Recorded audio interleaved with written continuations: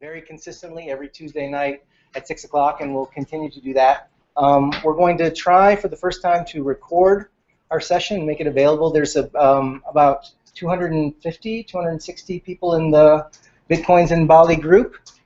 We're trying to reach some of those people. So just in terms of housekeeping, if you guys could,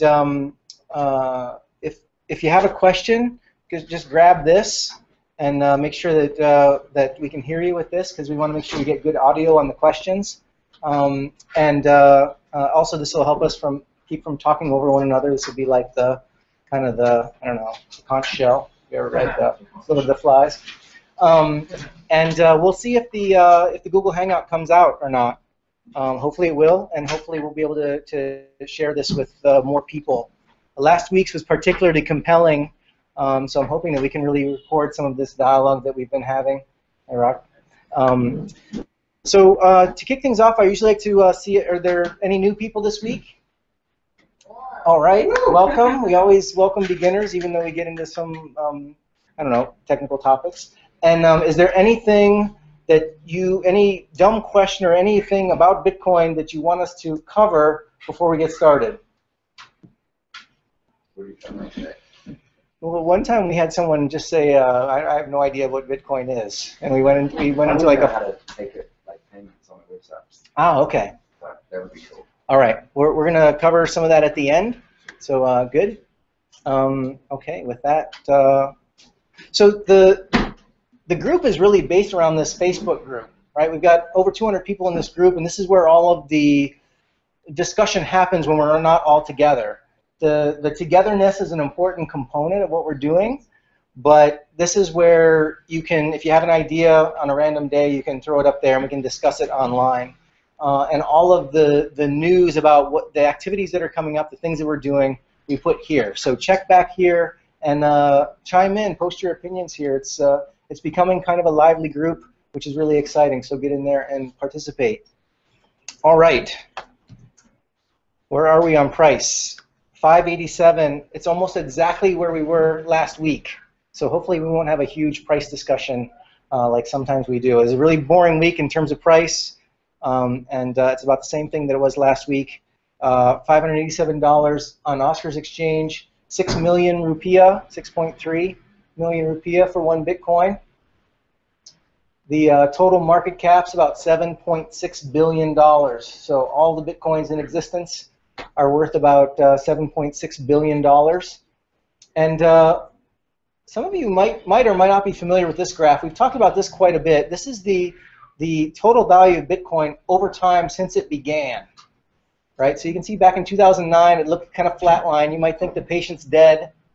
Right? Nothing seems to be happening until around here, which is when we had some of the we had the problems with Croatia. I'm sorry, not Croatia, Cyprus. Cyprus had a problem with their banks. They had a bail-in. They gave all the banks gave their depositors a haircut, and it developed an interest in Bitcoin based on that event. And that's the first spike you see here. The Senate hearings were around here. That's where we are. A lot of people don't realize that way back in 2011. If I scroll this back, you can see what the world looked like back then. Back when I first got involved with Bitcoin, this is what the world looked like. That was very interesting. We spiked. It is. It spiked up to $26 and then came back down. I read an article right around in here that claimed that Bitcoin was dead. Rumors of Bitcoin's demise were slightly premature. As you can see when you zoom out, that doesn't even register. That initial blip doesn't even register on the graph. But what I wanted to share with you is another way to look at the same price trend. This is the Bitcoin price graphed on a logarithmic scale. So what you see here is the scale is skewed, so you can see more of the action that's happening. Like this is that first spike is here. That one that went up to $26, and then the one that went up to $266, and now $11.63. It looks strange because we're going from $0 to $1 here, $1 to $10 here, $10 to $100 here, $10 to $1,000. So in the same span of space, we're covering an exponential distance, right? So you can you can see that we've still got an upward trend, even though we've graphed this on a logarithmic scale. And you can see, if you were to get in early, we had a 40x move. That first move of Bitcoin was 40x. So even though this looks like the smallest hump on that other graph, this is the largest hump in terms of gain for your investment. If you were to get in this early, you'd have a much larger growth multiplier on your investment. And it's something to think about as you're looking at other altcoins. If you can find another altcoin that has this kind of growth curve, obviously the biggest gains are at the beginning, even though they don't look like it on a linear scale. So I just wanted to make that point. It's a good way to look at things when you're in an exponential world. And any questions on that? That can be a little bit confusing. You mentioned altcoin. What's that? You mentioned altcoin. Oh yeah. So there's Bitcoin, and then there's dozens and dozens of other coins that in some way claim that they're better than Bitcoin or have some other idea about how to do cryptocurrency. Like, for example, there will only ever be 21 million Bitcoins, but another coin might come along and say, well, we don't want 21 million, we want 100 million. So we're going to make a clone of Bitcoin. Bitcoin is open source software, so anybody can go and launch their own coin at any time and tweak some of the variables and do something different. So that general category is altcoin, meaning some other coin besides Bitcoin. And what's the popularity compared to Bitcoin? Bitcoin is about 20 times larger than its next competitor. So it is the lion's share. What's the next competitor? Litecoin.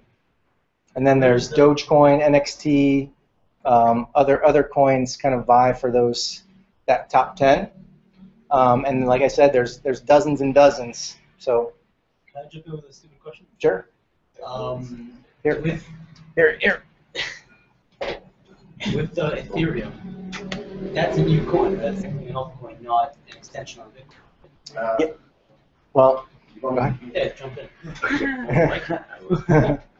So no, Ethereum is not. It's where Bitcoin is a currency, Ethereum is relationship. So Ethereum would be it's decentralized autonomous corporation, contract organizations.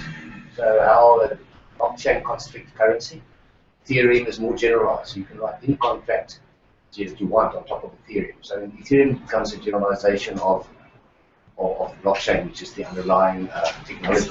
So is Ethereum then kind of like a coding language for the blockchain? Ethereum, so when Bitcoin's white paper was written, the guy Satoshi Nakamoto tried to test two notions. The first notion was a decentralized database that everybody's got a copy of in the world. The second notion was moving positions in that database. So essentially a currency. But he didn't test the third notion, which is a scripting language on top of it because of the security implications. So what Ethereum did is they wrote a scripting language that's really complete on top of the blockchain, and that's what they're busy doing. So you can put any contract on top of Ethereum, create your own coins, legal contracts, pretty much voting contract, run governments if you really want to. It's quite exciting. So Ethereum is what they call Bitcoin 2.0. But you can't spend Ethereum, right? No, Ethereum is like it's the gas in which you write the contracts. So every computational step that you need ether for gas. So people don't write a lot of other stuff, and so it's got value. So the guys that write the code need ether, which is the currency that runs Ethereum, or runs the contracts. And what's the value in making it something that's limited and costs money? Everything is infinitely divisible, so what is limited? Well, if you have to, I'm assuming, purchase Ethereum in order to create an Ethereum contract, right? Mm-hmm. So what's the value in making Ethereum something you must purchase instead of just making it an unlimited thing that everyone can have as much of as they want? It's bank protection. Right. Have you heard of something called Hashcash? It's a piece of the Bitcoin technology. It was invented to combat spam. So it requires a small amount of computational power to create your email in that use case, so that you can't, if you were to just do your personal email, it wouldn't cost you anything. But if you were to spam, it would cost you. You need a supercomputer to send out 1,000 or more emails. So it's a way to, because it's a shared system, everybody's using the Ethereum system to write contracts that everybody is using and making use of. So there has to be a way to throttle that, and Ethereum is the token that they're bringing into existence for that purpose. Okay, so essentially it costs computing power, therefore making it cost money ensures that we're not destroying everyone's computers. It's a tragedy of the commons, yeah. Yeah, you should be able to use it in good measure, but if you try to abuse it, it becomes prohibitively expensive. I like that. Yeah, it's an interesting concept. It's the one of the core technology of Bitcoin itself. So look up Hashcash. Okay, and we're going to talk about Counterparty later, which is very similar to Ethereum. So stay tuned. All right, big news. Wikipedia now accepts donations in Bitcoin. I gave them a little donation just for fun. And it was interesting. You know, I thought it was going to be really cool because you could donate anonymously, right? But they ask you to fill out this form. I just put in like John Doe 123 Main Street, and it was fine. And I guess some people need this for tax write-off purposes. But I don't know. I was ready to just like scan a code and send it off, and I was kind of turned off when I saw the form. But that's just me and my own sensitivities. But good news. I think they're converting it right to cash right away, which is, I don't know, kind of lame. Yeah. But it's kind of cool because it redistributes Bitcoin, so it circulates to people who want it. So that's straight away. There's Well, an argument for that too. Yeah, you know, it's interesting. I have these discussions with merchants sometimes, and I think it's philosophically, I would love to see them just hang on to Bitcoin, but unless they're in the hedge fund business and the finance business, unless they have some of their expenses in that currency, it really makes no sense for them to hang on to Bitcoin at all. I mean, they're not in the business of speculating in Bitcoin, right? They're in the business of providing their service and paying their suppliers. So ideally, they accept Bitcoin and then convince some of their suppliers and some of their employees to accept Bitcoin, and then they don't have to get out of it. But we're not there yet. But World's sixth largest website. So world's sixth largest website, yes. it's not small. Yes. He must have made a killing. Well, we'll see. We'll see what kind of income they see from Bitcoin. It's still brand new. You know, other businesses, when they turned on Bitcoin, they saw huge bumps like Overstock and Expedia, and I don't know what Dell did, but anyway, we'll see. Hopefully, it's a big deal. It's certainly the biggest charity, the biggest nonprofit that I'm aware of that accepts it. So I would imagine that the Bitcoin community would want to make a publicity stunt out of it by, you know, kind of rallying and donating, but we'll see what actually happens. All right, elsewhere in the news, you guys, this happened, I think, on the day of our last meeting, so it's a little bit old news, but Argentina's weird default. Are you guys aware that Argentina is not paying their creditors as of a week ago? And some of those creditors are big Wall Street hedge funds, and so these Wall Street hedge funds have taken Argentina to court in like Georgia somewhere. It's a really weird situation, and essentially Argentina negotiated a different payback rate on these large bonds. It's over $1 billion, and there were like 8% of the investors were these New York hedge funds that said, no way, we're not going to take new terms. We want you to pay us what you owe us. You haven't taxed your people yet. You can do that. You can sell off the capital. You know, who knows what kind of gold reserves Argentina has, but they're saying up yours. You know, it's sovereign debt. You can milk your people for a little bit more and pay us, and they're saying no. So it's kind of it makes you wonder what might happen if the day came when America couldn't pay its debts, because obviously America's debts are huge. They're only heading in one direction because the deficit gets larger every year. And at some point in time, they're going to have to say, well, we can't pay you everything we owe you, but let's pay you 80%, or let's pay you over 60 years instead of 30 years. Question. Speak up. I read something yesterday that said they just wiped their debt out with things like 9/11. The records just get wiped out. So how does that work? Well, I mean, I don't know, this is conspiracy theory, but, I just think that they're so cheeky that they just find ways to just, oops, we just lost all our records for our debt, so I don't know. Well, I'm not I'm not sure how that works, but one thing that they do is they try to create inflation. Yeah, it's on. Oh. Okay, sorry about that, guys. Maybe somebody pushed it when they grabbed it. I don't know. It's an experiment. Anyway, one thing that they do is they seek inflation, because when they inflate the currency, then everything that you've accounted that debt in is worth less. So if I owe you $100 and then all of a sudden they create $100 out of thin air, then it's easier for me to pay off that debt because there's a greater supply of money. And inflation is like a tax as well. It's just another form of taxation. Mm-hmm. Yeah, that's true. There's a really good article that Gary posted on our video, actually, Bitcoin body. So like, can Bitcoin stop war? It's about it's a long versus war. But it's really good.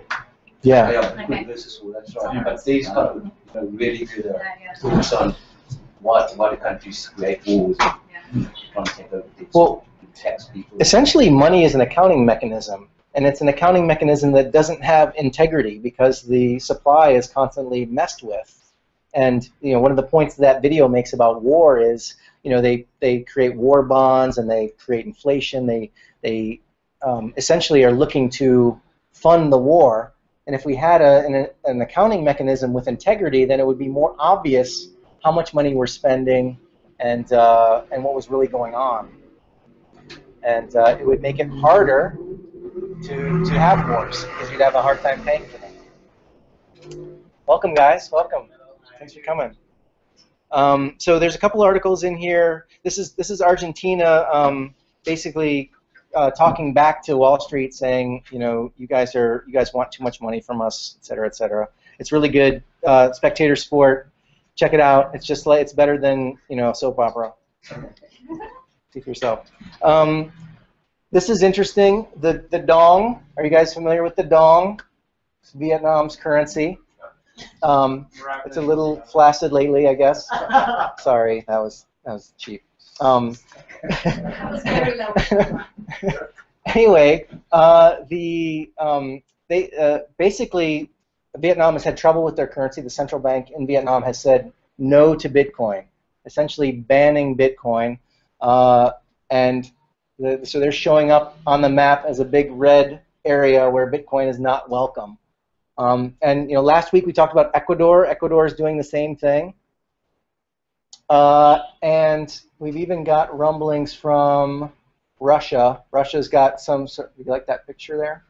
This is the state of Bitcoin journalism right here. Someone's little brother is drawing the pictures for the news stories. But I guess the Russian whatever legislative body, I'm not totally familiar with how they pass laws, but there's some sort of thing in the works to ban Bitcoin in Russia. And so we're watching with interest. But with that, I wanted to play a little video for you. It's about 5 minutes long. Let's see if I can get to it here. Bear with me here. It's a little bit on essentially, what does it mean to outlaw Bitcoin? Really what you're saying is you're trying to keep two people from writing on a piece of paper an IOU. I mean, if you want to ban Bitcoin, Bitcoin is keeping track of a bunch of numbers in the cloud somewhere. Right? That's all it's doing. There's no gold. There's nothing moving around. It's just keeping track, right? And these political entities that are saying Bitcoin is not allowed, it's basically like saying I can't write an IOU on a piece of paper and slide it across the table to somebody else. And it's actually not possible to keep people from doing that, but because of the decentralized nature of Bitcoin. But it's really technology. It's like saying 2 + 2, you're not allowed, it can't be 4. It's against the law. Yeah. What you can say is you can say you as an entity cannot use fiat currency to buy Bitcoin because we'll monitor every movement of your fiat account. But you can't say you can give me a massage, I'll give you Bitcoin. It's just not possible to release. What's the rationale behind them wanting to ban it? It takes away a lever of control for governments. Governments have control over their money supply, and it allows them to do things like inflate away their debt, for example. If they have a cryptocurrency where everyone can see the supply at any moment, they don't have the option to create more money. So it takes away a lever of control for them, and essentially they can't devalue their currency when they would like to. Is it related to tax as well? So difficulty in monitoring these transactions and therefore... Yes, there is a tax implication, because actually if you have a deflationary currency, then your ability to tax diminishes over time in real terms. So it also takes the lever of unseen and also seen taxes away. So it's threatening. What did I say? I love it when you talk diminishing. I don't know if you guys have met this guy, Andreas Antonopoulos, very articulate guy, kind of a superstar in the Bitcoin world. He's going to talk very eloquently for just a few minutes about, can you or can you not ban Bitcoin? It's a short movie. Altcoins and currencies express biological evolution properties. They operate as species in an environment defined by regulatory compliance and geography. In an evolutionary environment, when things are stable, evolution slows down. When you introduce disruption, evolution speeds up. If a country bans a cryptocurrency, what they do is they cut it off from the other cryptocurrencies. Guess what happens when you do that? Divergent evolution. It splits and morphs and evolves. You ban Bitcoin in Russia, what you're likely to do is create Russia coin. A coin that is uniquely suited to the new environmental niche in which you isolated it. One that speaks Russian, one that's stealthier, one that's designed to evade exactly the regulations that Russia has put in place to ban Bitcoin. So before you had Bitcoin, and now you have a much harder to control version of it. And if you try to stomp that, then you get 5 more. We've already seen this happen. It happened with peer-to-peer. Peer-to-peer started with Napster. And Napster was the salamander of peer-to-peer networking. And they squished it underfoot. And so Kazaa evolved, and then Nutella, and then OpenBox. And then eventually BitTorrent. Compared to Napster, the little salamander of peer-to-peer networking, BitTorrent is a Komodo dragon. And it's got big, scaly armor. And it can bite the head off a chicken. Now, in evolutionary terms, when you cut off an environment, species evolve to fit that environment perfectly. Billions of years ago, the continent of Australia separated from the rest of the world, and the species that were isolated on that continent found themselves in an arid wasteland with very few resources. They were banned from competing freely. They were limited in their ability to operate. So what did they do? They evolved. They evolved in this incredible burst of evolution where they developed venom, and they developed fangs, and they developed armor. And today, 90% of the venomous species in the world live in Australia. And they're pretty nasty. So what happens when Russia bans Bitcoin? They get a localized, Russian-speaking, venomous version of Bitcoin growing right inside their country. And if they stomp on it, they get 5 more that are much worse. So the nice thing about cryptocurrencies is that they exhibit biological evolution and are resistant to regulation. So I'm looking forward to how this plays out. In the end, a lot of the people who tried to stop Napster probably look back in retrospect and think, you know, if we'd added a bit of licensing and tried to make money off it, Napster would have been a hell of a lot nicer to live with than BitTorrent. In a decade, people will look back and say, you know what? Bitcoin was kind of benign. We should have stuck with that instead of creating all these venomous cryptocurrencies that grew out and trying to ban Bitcoin. All right, the other thing to remember is that when a country bans a cryptocurrency, a global cryptocurrency, what they do is they isolate themselves from the benefits of jobs and innovation and growth that that cryptocurrency creates. I remember back in the 90s, there was a massive storm in the English Channel, and some of the English tabloids came out with this fantastically hubristic headline. Atlantic storm, Europe cut off from Britain. So when Russia bans Bitcoin, who loses? Bitcoin? Yeah, I don't think so. Russia loses. Because what they just lost is the ability to have legitimate businesses create real jobs and economic activity around one of the most exciting technologies since the internet right in their own country, and to have some growth in an economy that's stagnant. Bitcoin survives. Bitcoin continues as if nothing happened because there are a lot more places than Russia. I'm going to take the last question for. So, any questions about what the point that he's making there? There's one. What's when that? he says the currency is going to get more venomous, it's going to be to the governments. Right? Yeah, essentially. I don't think it's going to be better for us. Yeah, he uses the word venom, and it sounds like a negative thing, but he's referring to their ability to survive. So maybe they create stronger cryptography or more anonymous transactions, so that they could create a currency that's even more difficult to tax, for example, if they were to ban Bitcoin. So assuming that we trust that cryptocurrency is not going to die, I think most of us do, then seeing anybody attack cryptocurrency can actually be viewed as a benefit. Yeah. Look at Mt. Gox. You know, that's a kind of a bad thing, but because it happened, the entire community is stronger.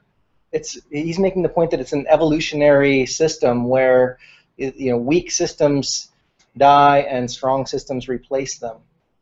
And so if a regulatory environment tries to slow it down, it just finds another way. It's like Jurassic Park, nature finds a way. It's kind of it's a bit like a natural phenomenon. It's like gravity, or the point you made, Peter. You can't just say 2 and 2 doesn't equal 4. It's just kind of it's a natural system that's been created. Yes, and I like the Mt. Gox's point was a lot of people trusted a central server, a central database, so they left all their bitcoins on it because they wanted to trade fast. And then you never pull that happen, so the coins disappeared, they got hacked, stolen. So the lessons learned, like, don't trust a third party. And that is the idea of cryptocurrency. The idea is, with a great feeling, it's your responsibility. No 0800 numbers to phone. Yeah. So if you go to Wikipedia, speaking of Wikipedia, I paid for this map with my donation earlier, or this server time, this 10 minutes of server time maybe. You can come here and you can see the entire world and where they stand on Bitcoin. There's Vietnam, there's Iceland, Bolivia, Ecuador. It's kind of sad that Africa is all gray. I just don't have an opinion whatsoever. It's amazing just to see that big donut hole in the middle there. That's Peter's job. Yes, Peter's gonna fly. Shh, go over here. And there's Peter. I could zoom in, could see him. That's why it's green right now. He's been there. He turned it green himself. How many cans of paint was that? But there's a detailed description down below here. It's pretty cool. Actually, Wikipedia was one of the first decentralized systems to show the power of it. And the minute some government says something about Bitcoin, I mean, it's probably the next minute it shows up someplace like here. What are the restricted ones? Obviously, what's their complaint? Variations, but what kind of restrictions does restricted stand for? Well, you can see here, and these are all cited references, but the National Assembly of Ecuador banned bitcoins, including other decentralized digital cryptocurrencies, due to the establishment of a new state-run currency. Then, so India's restricted, and there's a few different kind of official notes or recommendations from the government and from the central bank. Yeah. Is it possible that Africa is not really happening because of the cheap public funds? Well, yeah, or maybe they've got bigger fish to fry, like people are dying and starving, and or they have no government. Their government. But how do most people phone? I mean, smartphone. Over there, they don't have that many smartphones. No, it's the opposite is actually true. So most of Africa totally jumped. They didn't have laptops or normal computers, so everything jumped straight to smartphones. Oh yeah. So, and like for instance, sub-Saharan Africa, 80% of people are unbanked. I mean, you can probably say that as well. You never had a bank account, there's nothing to change to. Guys are dependent on paper monies, pretty much as it is.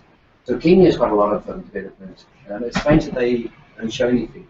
They're actually one of the first and the biggest guys to use digital currency on phones. So the currency called M-Pesa. And M-Pesa was issued by a network operator, Safaricom, which is like a affiliate of Vodafone. And M-Pesa's Kenya's GDP is 34% made up of M-Pesa. Within a span of a couple of years. And they use a technology called USSD, which is like over here if you want to request CFC, how much data you've got on your phone, you do #908#. So it's specific to a network. The problem with that is it carries transaction fees, although very small, and you can send quite a lot of small amounts. So all these, they call them like spazes and stuff like that, they call them in Kenya, like small little, where you can buy fruit and a few things. They all trade money out from M-Pesa to the Kenyan shilling. So if you go out in Kenya anywhere, you buy everything with your mobile phone. Yeah, that's exactly what I was expecting more. Yeah, true. Kenya's funny thing is all the kind of development happens in Nairobi, and most of the population is outside of Nairobi. So although these guys, they have great phones, it's mostly grey market phones, come from Mombasa, straight from China. They're very savvy in tech. Like South Africa, there was a network, instant messenger, a social network called Mix IT. And it had a user base of 80 million people in Africa. It's now down to about 4. Look at all the old feature phones. And that sent about 900 transactions as messages per day.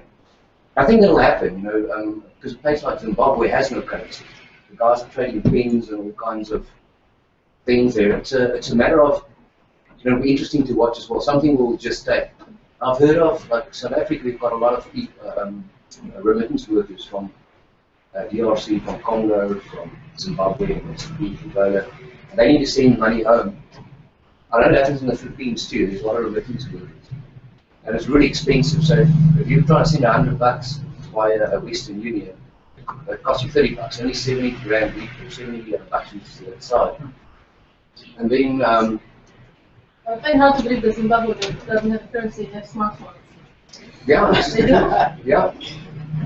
So big in Africa. Can I ask you a question? Because But listen what it is. 80% of sub-Saharan Africa is unbanked. So how do you get that works? That is the question. With what? At least there's no regulatory hurdles. This is a map of regulation, not of adoption. No, not adoption. So Bitcoin gets used. The uptake is there. And South Africa is a bit different to the rest of Africa. So my imagination would, and I can tell you where it would be. It'll be Rwanda, Kenya, and probably Malawi. That's where the technology happens. So I'm not sure what the uptake is, but I'm quite sure it's being used. So. Okay. Just one more question. I was just reading the Australian one, and I remember hearing something about that. So Australia has pretty much 4 big banks that sort of protected by sort of proven, what you'd probably argue isn't, but they call it 4 pillars policy, so to keep the financial system stable, and there's 4 banks that are then protected, and blah blah blah. But I'm pretty sure it was more than one of the banks, but they've got the example there, the National Australia Bank, actually aggressively stopping its customers using Bitcoin. So the government is not banning it or doing anything, but the sort of financial institutions are obviously trying to do something. Yes. This is this is an interesting phenomenon. We have it in the States as well. It's called regulatory legislation. In America, we have this thing called Operation Choke Point, and actually, the banking system can interfere with things that aren't necessarily illegal, but they're in this strange basket of businesses and even individuals that run afoul of the regulators. But they don't need to pass a law. They just need to give some regulatory guidance, and then that makes it effectively impossible for people to participate in the financial system, even though they've done nothing wrong. This is what happened with WikiLeaks. WikiLeaks, all of their funding options were cut off, even though they had not been accused, much less convicted, of any legal wrongdoing. Somebody just put pressure on Visa, MasterCard, PayPal to say, turn off the spigot, and actually it was Bitcoin that allowed them to continue, and the precipitous rise of value in Bitcoin, by the way.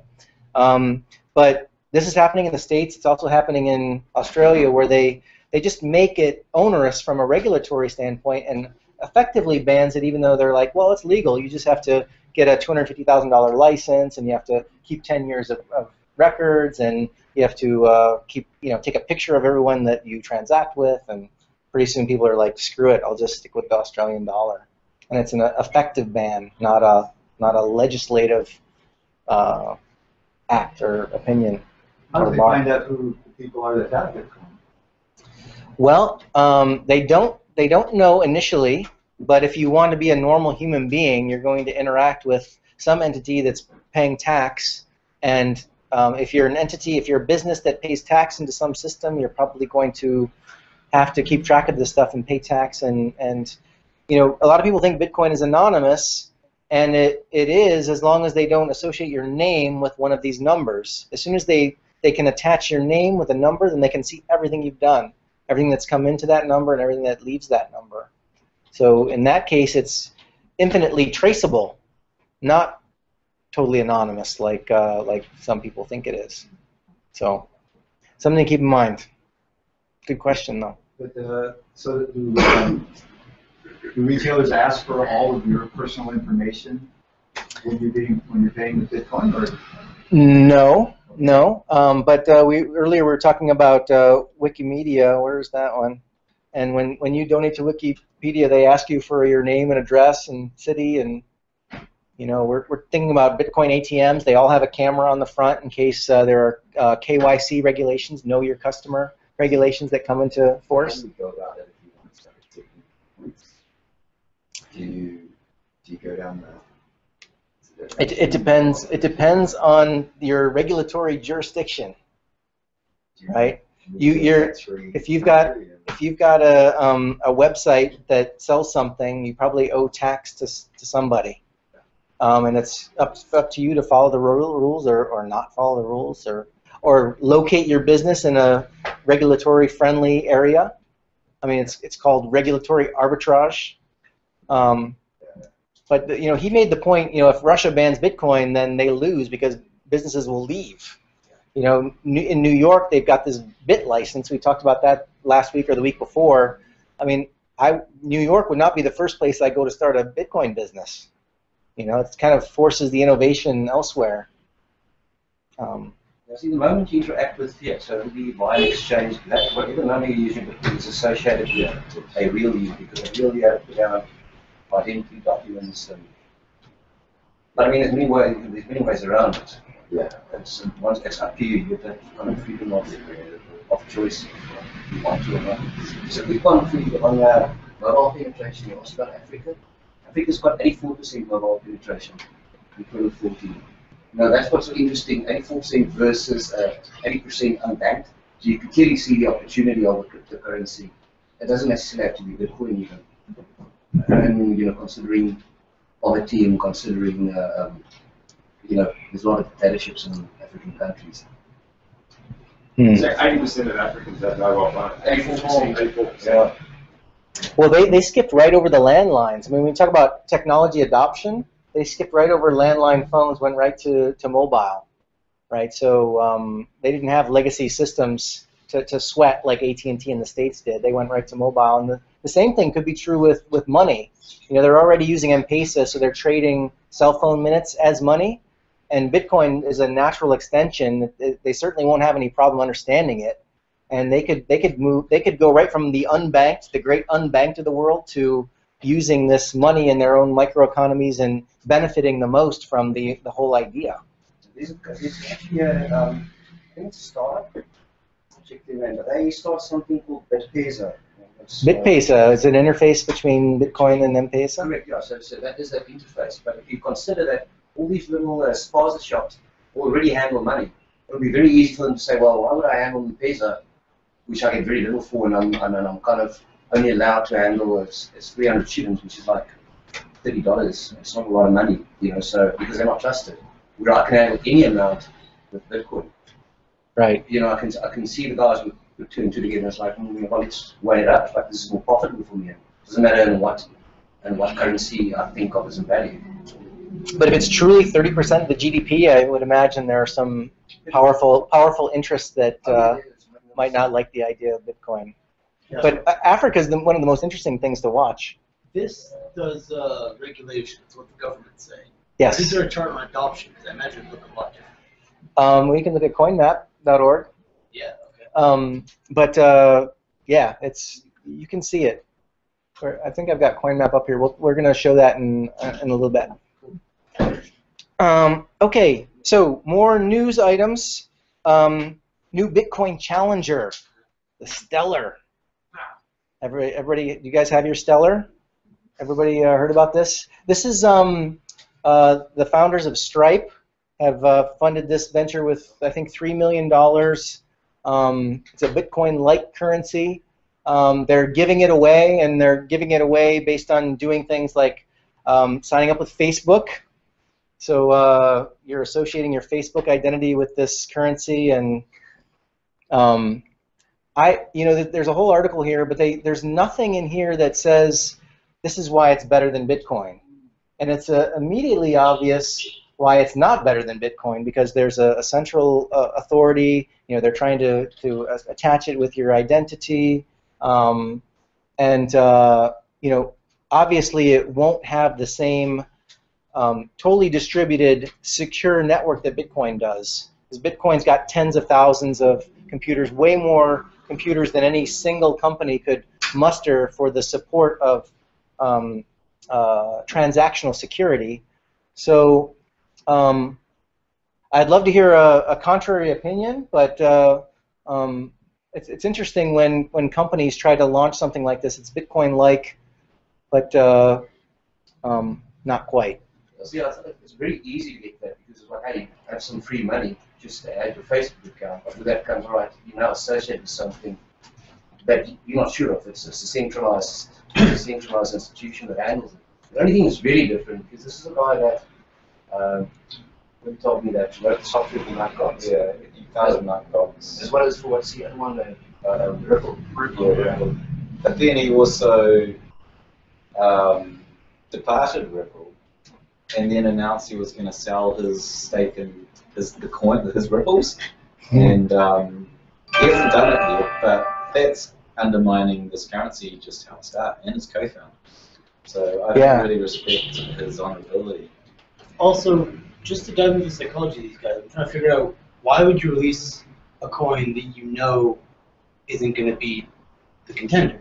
If it's equal to Bitcoin, except it's not decentralized, why launch in the first place? It's designed to work really well with the exchange. Convert, say, Kiwi into Rupiah, then it's designed to work with that, and it's also instant. It's within a second you get the confirmation.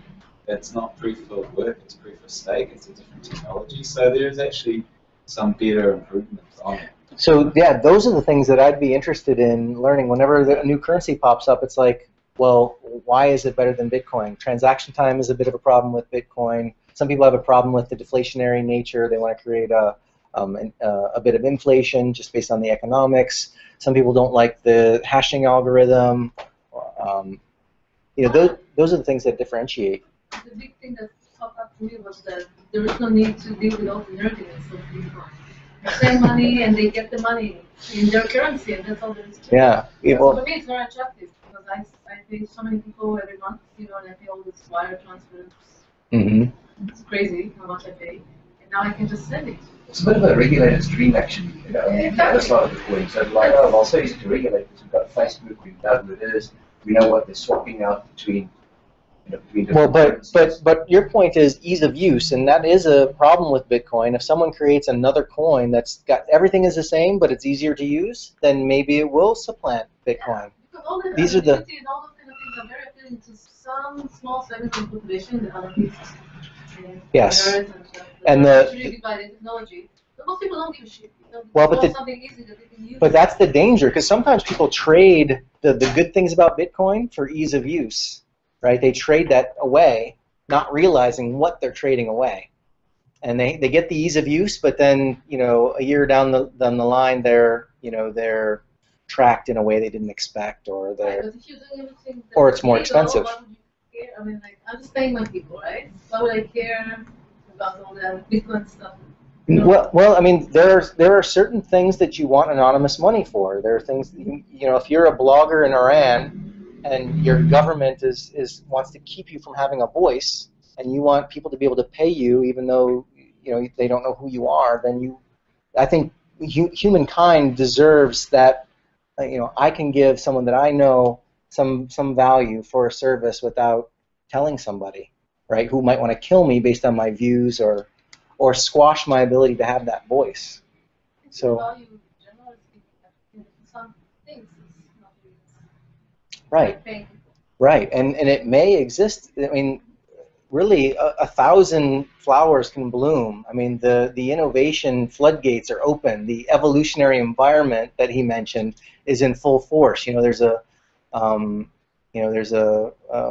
did Darwin study? The turtles or the finches or something? Anyway, there's a million cryptocurrencies. Some will survive. Some will be niche. Some will serve a certain purpose, and I hope. But once again, it's good. It's evolution. Whether you can have your doubts over what might and might not happen, it causes the evolution either way. It's a bit like none of us will go strong. It'll be stronger for it after that. It's not the only contender. It's also sorry, back to the original question with Facebook. But it's actually for a good reason why they did it. Most coins are launched through IPO, so they launch it, people buy in, and they keep some for themselves to fund their team. Whereas this was funded by $3 million by Stripe, which is like a PayPal competitor. And because they had that money, they were able to give all of the coins to the community. And in doing so, they needed to stop from people claiming it twice. And they used Facebook because when you log into Facebook, you can write programs to scan your social network and look at to check if it looks like a real identity or you've just created that account to get the stellar. And I've got a friend who closed his Facebook account. He opened a Stellar account, and he can get further. So he emailed them and said, "Look, I'm a real person," and they gave him the account. Well, and I didn't sign up with my Facebook account, but you sent me some Stellar, and now they're asking me for more information. They're tempting me to get more Stellar if I give them. Yeah. But did you get your account anyway? Yeah. Yeah, you sent me some Stellar, and I still have to shine your shoes, right? Is that I have to shine your shoes? No, it's free. Okay, cool. Ice cream. Anyway, yes, I got it, and it's working, and I didn't have to give up any information whatsoever. And I'm a real person. Enter the name, the username. How do I know the username? I got the email. I don't know. There are some things that are not quite working. I couldn't figure out how to buy still. You can't buy it. I got 1,000. I got 1,000. I actually use it? Just send it to me. You were just talking about how easy it was to use. You send it to me, that's easy. Yeah, it's very easy, but like, still figure out how to use it. Well, part of that is like, right now, if I sell you my notebook, you can pay me in Stellar because we both have Facebook accounts. But until it's adopted by a business, it's going to be person to person. So at the moment, since nobody will sell you a sandwich for Stellar unless it's like me selling you a sandwich, it's just friends buying shit. Okay, so let's say that you're my friend on Stellar and I want to send you $1,000. How? If you send me $1,000, I'll figure it out for you. I'll give you 10. This guy's a go-getter. They've launched the currency, so it's a platform. You can't do anything with it yet, but it's just the first foundational step, and they need everyone to have it distributed. Then our developers can build things on that platform. Like I could build an exchange, a currency exchange in New Zealand, and someone can do it for Indonesia, and we can send money through that route. But Well, it's not ready yet. And I'm going to compare and contrast this with another idea, a similar idea, but done in a bit of a different way, and maybe it'll become more clear. You made a good point, Will, about let's say that you're going to create a currency. How do you distribute it, right? How do you give away the initial tokens, right? And there's a lot of controversy around that. Actually, a lot of the innovation in cryptocurrency and altcoins is around how do we give it away, or how do we distribute it in a fair way. A lot of people say Bitcoin wasn't fair because all these people mined it back in the beginning, and now they're sitting on hundreds of millions of dollars, and that's not fair. So what is fair? In the case of this Stellar, they're giving it away, and give it to your friends, and sign up at Facebook, will give it to you. That's the mining for this coin, right? We talked about mining in the past. It's just a concept. It's how did the coins come to be? How do they come into existence? The next thing we're going to talk about is another coin. It's called LTB coin, and it takes a different approach, and we'll talk about that in a minute. LTB coin is what you can do on this. I don't know if you're not American or Canadian, I think. Like Facebook is also registered in Ireland for the rest of the world. So these Austrian guys to themselves say, well, what we don't like is Facebook selling off our data and tracking our giving behavior. So they sued Facebook, but now everybody can too. So you've got 2 clicks. But that's not for a big amount. It was like €700 that you can get out of it. So once you've signed up, are you excited about that? Yeah. You can just press a couple of buttons, just sue Facebook at the same time. Are they going to pay out in Facebook credits? Yes, yeah, perhaps. Yeah, that's a good thing too, I think, because it's not cool to just. In the States, the agreement's already made, but for the rest of the world, it's like, but maybe we need attitudes. Maybe don't sell it that off to systems and things like that. It's also an interesting thing to watch. Okay, so this is one approach, the Stellar. I'm going to compare and contrast it to another in a minute, but first I'm going to talk about this thing called counterparty. And counterparty is a way to create your own asset or token using the Bitcoin technology. So I'm just going to read a little bit, bear with me. Counterparty is an innovative platform for peer-to-peer markets and financial instruments. Unlike Wall Street and other centralized financial institutions, Counterparty provides open, secure financial tools and markets that do not require a trusted third party or middleman to use. So things like stocks, IPOs, futures markets, things like that. It creates a platform for these financial tools. The first of its kind, Counterparty aims to decentralize and democratize finance in the same way the internet itself has done with the creation of sharing of information. The platform is built on top of Bitcoin and extends the functionality of Bitcoin, the Bitcoin network, in new and unprecedented ways. With Counterparty, anyone with an internet connection gains access to financial instruments that were previously cost prohibitive or not available at all. So this LTB coin that I'm about to tell you about is using this Counterparty platform. They're creating a token that's based on Bitcoin using this platform so that they can create their own currency. right, and do something really creative, which I'm going to tell you about in a second. So this is LTB coin, and you don't have to fully understand how it uses counterparty. I just wanted to throw that in there. You can do your own research, but essentially this LTB coin is backed by Bitcoin and has an exchange to Bitcoin through counterparty. Now this LTB coin is the creation of a media network called the Let's Talk Bitcoin media network. They do a bunch of podcasts. They maintain some very popular forums. They write white papers. They create all of this media content, right? And there's some very smart guys behind the Let's Talk Bitcoin network, but they weren't media guys. They weren't a media company. They didn't want to go and pound the pavement for advertising or figure out how to make it a business. So they created this thing called LTB coin, which is a token that's good for advertising on their network. And you earn LTB coin by creating a podcast, or being an active contributor to the forums, or writing a blog post, or otherwise creating content for the media network. And then when an advertiser comes along and they want to buy advertising, they can't buy it with Bitcoin. They need to get Litecoin, or I'm sorry, LTB coin. So if I'm an advertiser, I want to buy some advertising, the only way that I can buy advertising on this network is through LTB coin, which creates a market for the language of value for this community.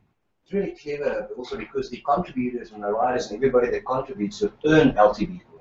So now there's supply and demand. The advertiser wants it and the guys that write have it. So that's where you're going to buy it in the end. Right. So this is me on the LTB network. I've read some stories. I've listened to some podcasts. And I've contributed on the forums. And now I have 2,870 LTB coin, right? Which I can sell.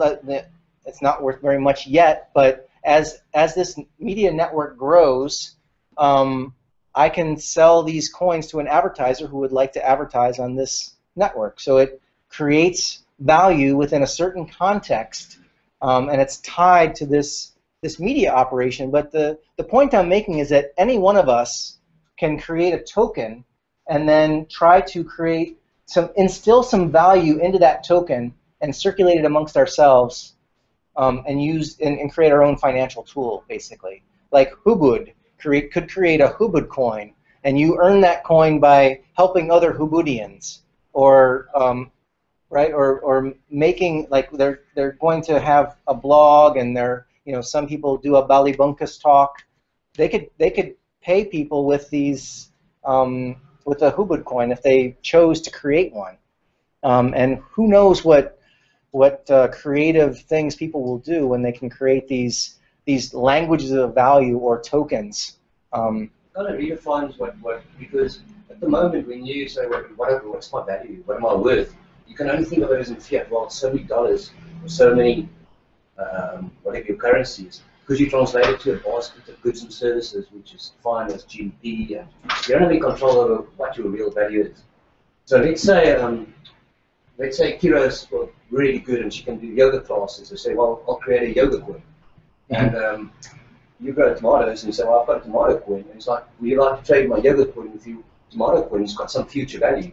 Then you're creating your own set of goods and basket and you're redefining value. That's really what they're trying to do. So in your case, you've got some LTV coin. So another currency which will launch is called permacredit, which is based on permaculture. So in their case, they'll have really good organic food coming out as a result of it. So they might say, well, we actually want a bit of LTV coin, so would you accept our permaculture? So I'm glad I will trade that because I want some of the advertising revenue and some other kind of format to offset against your fruit and veg, because I already want your fruit and veg. And this is value I have because I contribute to media which other people find valuable. So it's really declaring your value.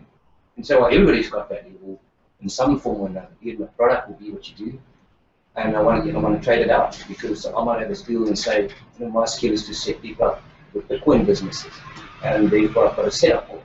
And so well, I know Tom here really has some really good skills and energy work. And it's like, one day can I trade that with an energy thing? And then it's like, yeah, my energy coin allows you. I sell my energy classes in energy coin, and I give Tom value by what I have. So that's really where the counterparty is going. It's really easy. But the thing is counterwallet.co, and you can literally in 5 minutes create a currency, or they're called an asset class. In addition to those benefits, there's the idea of creating communities with their own internal value, which is, there's a really cool case study for this, which is some town somewhere in England has their own paper currency. It's actually supported by the government. And if I buy something with the town's currency, it'll cost me a little bit less than if I were to buy it with government currency, because that keeps the value within the town. So you can do stuff like that, where you own an island that has 150 entrepreneurs on it, and you guys are building your own awesome thing, a utopia experiment.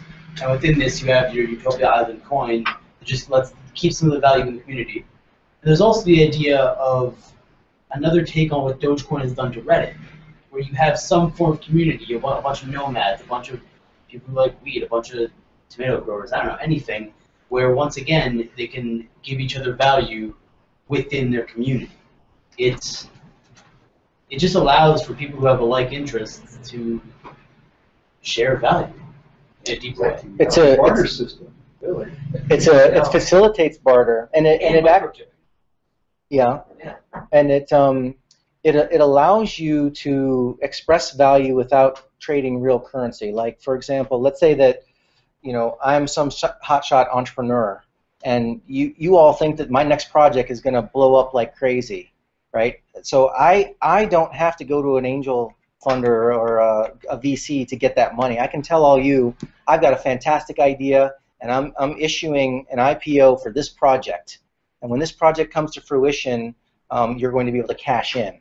And you can basically express value, the value to me by buying this token or this asset class that I create and attach to the project. And then as the project comes to fruition, there's an aftermarket for that token. So as it looks like it's going to happen, it looks like it's going to be great, it looks like it's going to be awesome, more people want to get involved in the project, and now your tokens are worth a little bit more because you got in earlier, believed in the project early, and now there's a secondary market for it, and it's taken on a life of its own. When you create that project, you would say, well, here's a great idea, I've mapped it out, so I need a guy that can develop in Python code, I need an awesome designer, I need electricity, I need a bit of space from the boot. And really, you don't even need to go to the side. You don't really like the idea of what I need is investment. I actually wanted to buy something. So that thing you wanted to buy consists of a designer, and a copywriter, and a coder. And there might be someone that's saying, well, I'll issue my coder coin. Would you trade that?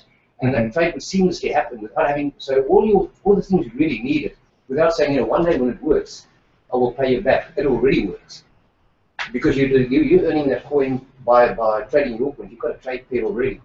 So whatever that end result is, you will share in whatever that solution is. So that solution might be, well, we're going to build QEG generators. QEG? Yeah. That's those it's the guys that do this. It's also an open source project. And they, I think about 24 countries, they're using the Tesla technology, and they're busy building a generator that doesn't work off. It's the kind of over free energy. Yeah, free energy. It's free energy, and they're quite far in this project. So that would be an example, like, because that's what we wanted to do in the end. That's all the things we needed. So you just got to declare your skill set or your value once again in some form of a digital assets, digitized now, and you share in the whole of the project. Is the problem though in that kind of system though? How do you judge the value of one coin versus another? Like, how do I? Yeah, how many you coins say, should well, take me? I offer this, and the other person says, I accept it for this trade or not. It's like, well, this guy says that, and I say that, whatever that measurement is. Be it time, Where's Isn't it going backwards again?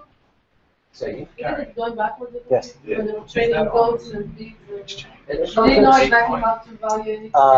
Yes, The money, it is. and they're like, oh, okay. Going Yes, backwards indeed. time-wise, but not in a way that makes sense. Like, yeah, the barter system's currently dead because money replaced it. However, it doesn't mean it's a bad idea. Yeah, well, that's what Reality does. Making the barter system valuable for modern life in a way that actually is better than dollars. The thing is about the barter system is there's an increase in transaction costs, because you now, rather than having this one agreed on abstract unit of measurement, you've got a whole lot. So every time you want to create a transaction between the tomato coin and the yogurt coin, you've got to re-establish the relative value of those two coins. So I don't know, maybe this, it just has other benefits, but there is a reason that we went from a barter system to a common currency, and then became a lot wealthier. I expect that the way that's going to end up going is that you're not going to trade tomato coin for yoga coin often. That's going to be a rare thing. What's more going to happen is the yogis are going to use yoga coin. Yeah, I know that's that. And the example you go with the English town is obviously mirrored in that. And I'm just in terms of a big free for all, I'm not sure if that's necessarily. It's not a barter system. It's taking modern financial instruments into a local domain. That counts as a Or decentralizing them, yeah. Yeah, and counterparty, my understanding, I don't really know that, it operates as an exchange, so you could probably have a very slick digitized mechanism to get what you need without having to do what you're thinking, barter. You know, it's all on a digitized marketplace. One or two things, even I suppose it's the yogi coin. And you say, well, yogi coin isn't, nobody can stop it exclusively only for yoga. That's just what it's defined on. So I might say, well, I like the yogi coin, but I'll give you tomatoes for the yogi coin. I don't need to read, because I've got tomatoes and I know you. I don't need to go and create a tomato coin, for instance. It's more. But if I have to, well, you know, that's also possible. Just it leaves many possibilities. And you make up your basket of goods for your personal GDP that you think has value. So that's all I need to survive. I need some fresh fruit, I need some good water, and I need somewhere to stay, and a bicycle. And I'll find those somewhere. And then there'll be other people that have similar, and other people that have very different values. But I don't want that. I need a couple of extra things. Or they'll all interface through Bitcoin. They'll all have a currency ratio of Bitcoin, and that's only one couple of value that you need to measure. Mm-hmm. So yeah, like say I wanted to advertise on that network, I'm just thinking of dollars, and the transaction would be in dollars, right?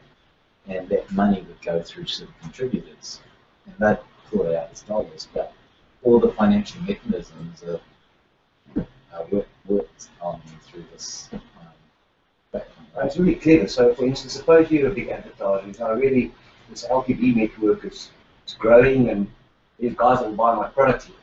I can't go and buy the LTV coin directly. It's not possible. But I suppose I only have fiat. Now I have to buy Bitcoin, which is possible because Bitcoin is the interface between fiat and the digital asset world. There is no other one yet. You can't buy any other coin unless you make a deal over the table. They're not on exchanges. So exchanges are legit in some countries and some not. So maybe that's where the scale will fit in, which makes it really easy for other countries. But now a big advertising company, for instance, they can't just go meet some job. I want to buy significant amount of advertising. So how do I do that? I'm super regulating sectors like my Bitcoin. And then there's a regulation there. I somehow fit the regulations, and therewith I buy the LTV coin, which I probably won't do an agency with it on my behalf. Well, this is who knows how these things are going to work. I mean, the fact is they exist. Some things they'll find useful. Some things will die in the vine. Yoga coin, tomato coin might fail. Who knows? This LTV coin might succeed. It's creating new ways to communicate value. That's what it is. Right. And we don't know how it's all going to play out. But we're almost out of time. I want to leave it there, but please do your own research and take a look for yourself, and maybe you'll have some ideas that we haven't thought of yet. I just have a little bit of a little bit of housekeeping and a little bit of a challenge. You know, we're talking about all these things for 14 weeks now, right? And a bunch of people have been coming on a regular basis. Many of you have Bitcoin now, but it's what's really going on, and what are we really able to do? I think these meetings are becoming more and more interesting. There's a lot of skills and skill sets in this room, and amongst the many people that have come. Who knows, out of the 200 people that are a part of the Bitcoins in Bali group. I'd like to just put a challenge out there that maybe we start to do some things, make some things happen, maybe tackle some projects and help one another with some things. And if you're interested in that, if you have ideas, come see me. I'm going to convene another subset of the groups that get together to try and brainstorm on what's possible.